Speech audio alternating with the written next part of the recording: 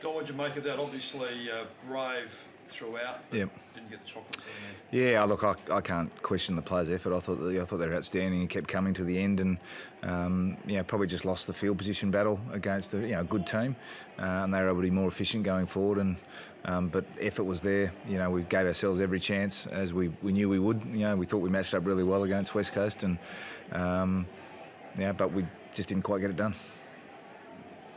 Darcy followed his effort.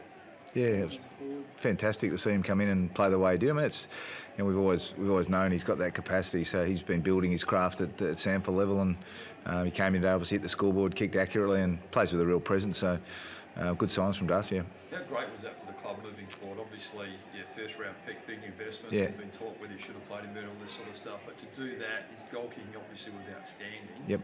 Big stage today. That is a great pointer for the future. Oh, fantastic! I mean, it's only going to help him in terms of his confidence and knowing now that he can clearly not only play at this level but play really strongly. So, I'm super happy for him, because he's put a lot of work in. He's worked on a lot of areas of his game. When he started with us, he played some good 18s footy, and he didn't really get much of a pre-season last year. So, it was great signs, really promising signs from him.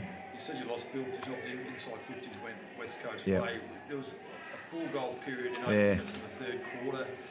Was that the difference? Yeah, I think in the end it probably would be. We look at it, we were sort of, we're brave in the first half against a bit of an inside 50, balance against us. But that little probably 10-minute period, I reckon, from about 8 minutes in the third to 18, they kick 4, and that turns out being the difference.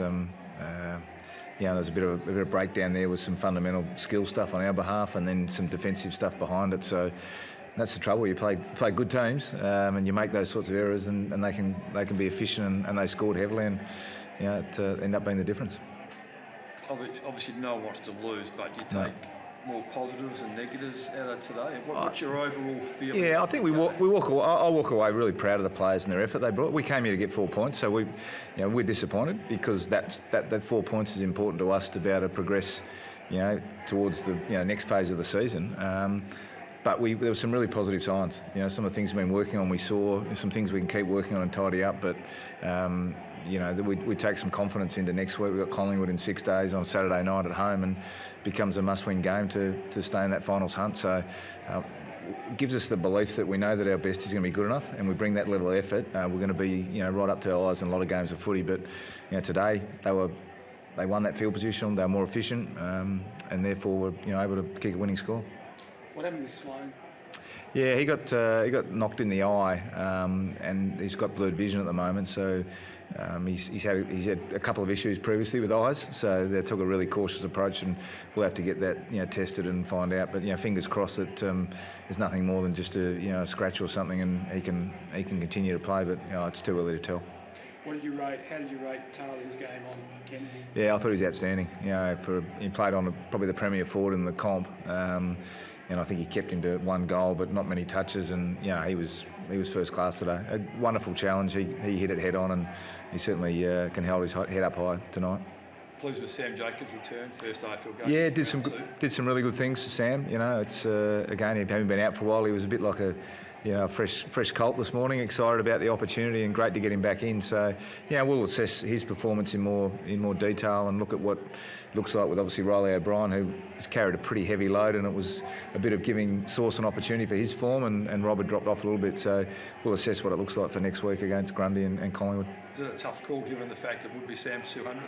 Yeah, it will be. But we'll see how it all looks, and make the best decision for the team. Alex Keith, could he miss his missed 3? Could he come? Yeah, he could. We'll just see how that rebuilds. I mean, I've been saying he's looking like he's a week or two away for a while. So he's got to get through a bit of training and be really confident before we're going to chuck him back out there at AFL level. I guess looking as brave as you were today. Yep. 2 rounds to go. You're just outside the 8, so destiny's not completely in your own hands now. What's your thoughts over the next couple of weeks and playing finals? Win the next 2 games. That's all we can control. So the reality is we work with the players, review this game, get the feedback from this game, and as I said, some of our fundamental execution, some of our skills and our ability to move the ball at times, created opportunities for West Coast. So we'll keep training that, we'll keep reviewing that, and with 2 games to go, we understand all we can control is winning those 2 games. And if those 2 games and winning those 2 games puts us in the 8, great. If not, then we lick our wounds and get organised for next year. But that's all we can control from here.